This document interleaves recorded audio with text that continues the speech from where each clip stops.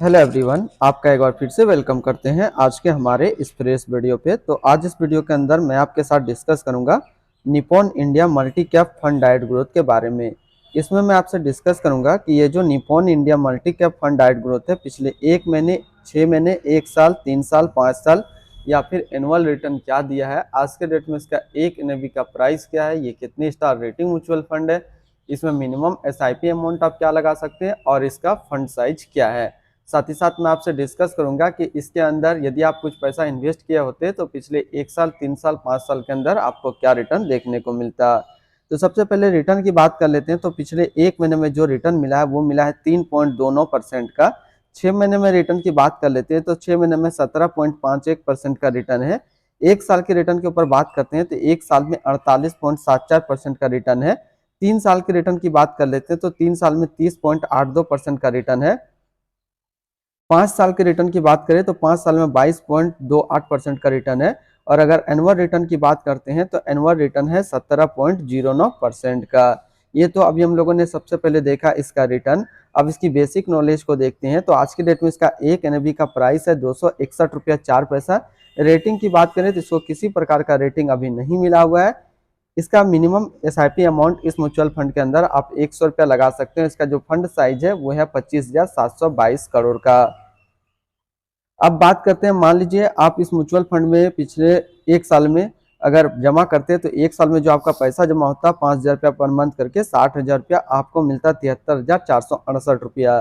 3 साल के ऊपर बात करते हैं तो 3 साल में जो आपका पैसा जमा होता है वो जमा होता है 1,80,000 रुपया, आपको मिलता है 2,78,572 रुपया।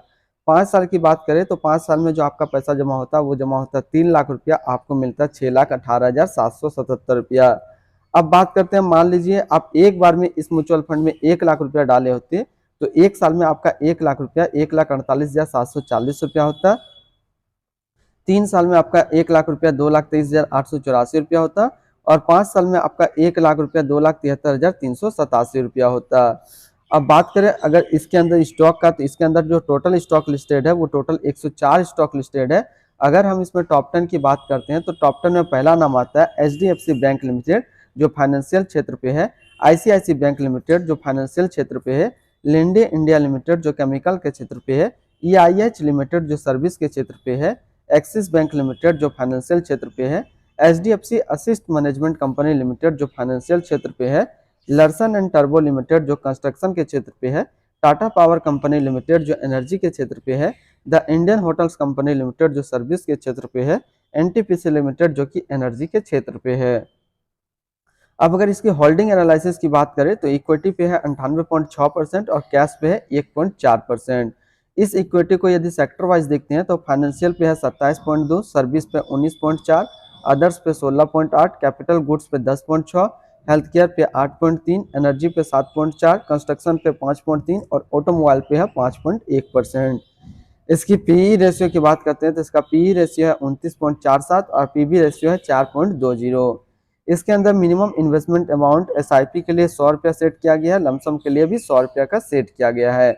इसकी रिटर्न एंड रैंकिंग की बात करें तो 1 साल का जो फंड रिटर्न है वो 48.7 है, 3 साल में 30.8 है, 5 साल में 22.3 है और एनुअल 17.1 है।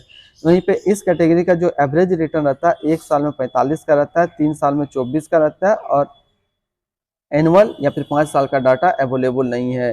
तो यहाँ से एक चीज क्लियर हो रहा है, यदि आप इस म्यूचुअल फंड के अंदर पैसा लगाना चाह रहे हैं तो बिल्कुल सटीक म्यूचुअल फंड है, क्योंकि इसकी बात करें ये अपने कैटेगरी के हिसाब से भी आपको 1 साल में, 3 साल में और 5 साल में ज्यादा रिटर्न निकाल करके दे रहा है। तो आप इसके अंदर इन्वेस्टमेंट कर सकते हैं। 1 साल में देखें तो ये 8 नंबर पे रैंक करता है, 3 साल में ये 2 नंबर पे रैंक करता है। अब इसके आसपास यदि सिमिलर फंड्स देखें तो इसके आसपास सिमिलर फंड्स हैं, Baroda BNP Paribas multi cap fund डाइट growth, Aditya Birla Sun Life opportunity fund डाइट plan growth, Aditya Birla Sun Life special situation डाइट fund growth, Aditya Birla Sun Life reform डाइट fund growth, Tata dividend yields डाइट प्लान ग्रोथ। तो इसके आसपास इतने सारे सिमिलर फंड्स है। इसकी एक्सपेंसिव रेशियो की बात करते हैं तो इसका एक्सपेंसिव रेशियो है 0.86% का। एग्जिट लोड की बात करते हैं, यदि आप 10% से ज्यादा निकालते हैं 12 महीने यानी कि 1 साल के अंदर तो आपको 1% का एग्जिट लोड देना होगा। स्टम्प ड्यूटी की बात करें तो स्टम्प ड्यूटी है 0.005%। अब हम इसकी fund house and investment objects को देखते हैं।